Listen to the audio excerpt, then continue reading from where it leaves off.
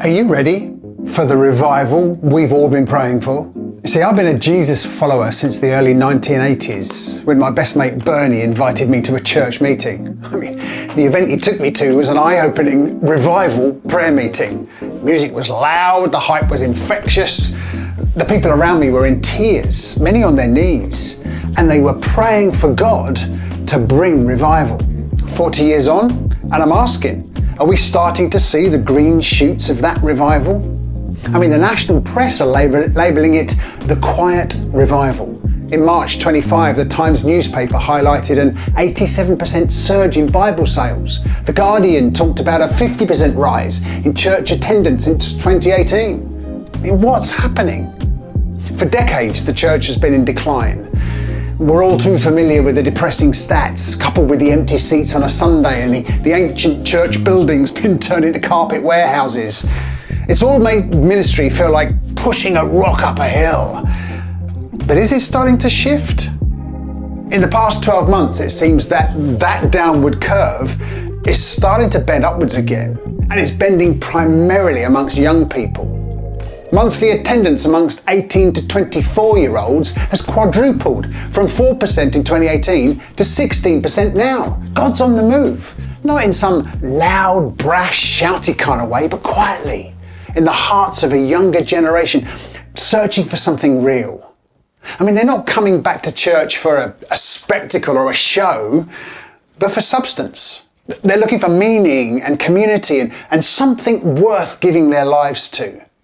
Question is, are you ready for the revival you've been asking God for?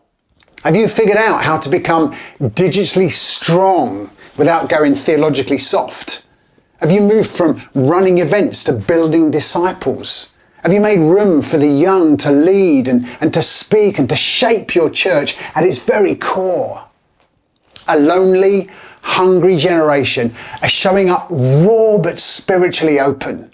And if we don't act faster than we feel comfortable and hand off influence further than our instincts might allow, we'll lose them to something else.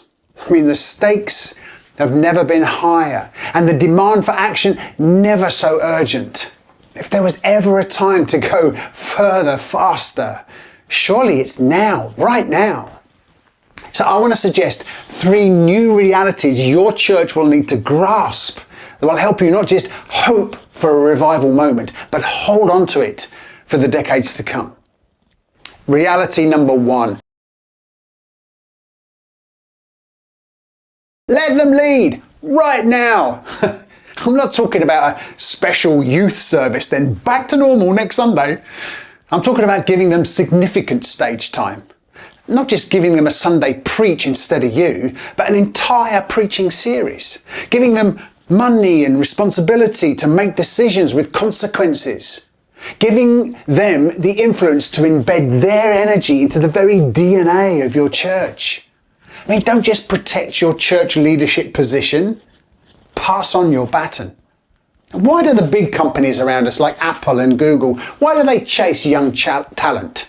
It's not primarily for their new ideas. AI gives them that. It's because they instinctively understand the culture and they unapologetically take risks. So maybe it's time for you and your church to stop shoving younger people into the small rooms out of the back and start prioritizing them again. Reality number 2, revival-hungry churches know it dies when the roots go shallow. Question: how do you turn these new visitors into disciples?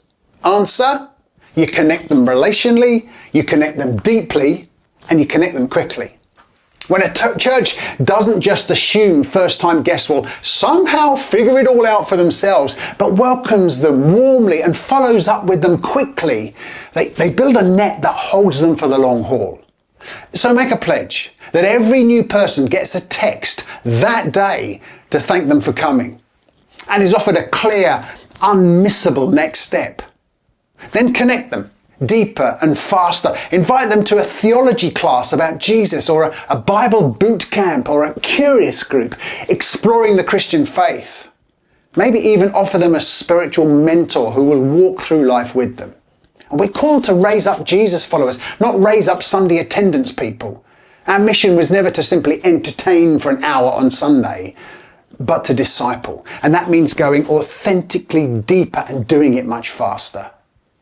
In his book, Dominion, the agnostic historian Tom Holland challenged church leaders to preach the weird stuff.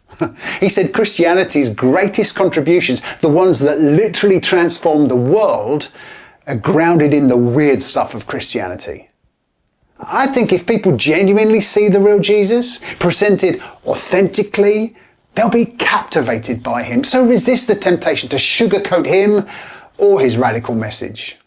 Reality number 3, revival churches don't have a backdoor problem. They have a front door challenge.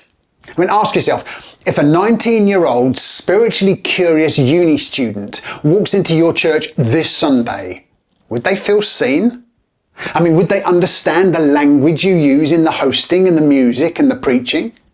Would they see themselves represented on stage and in the video clips you show?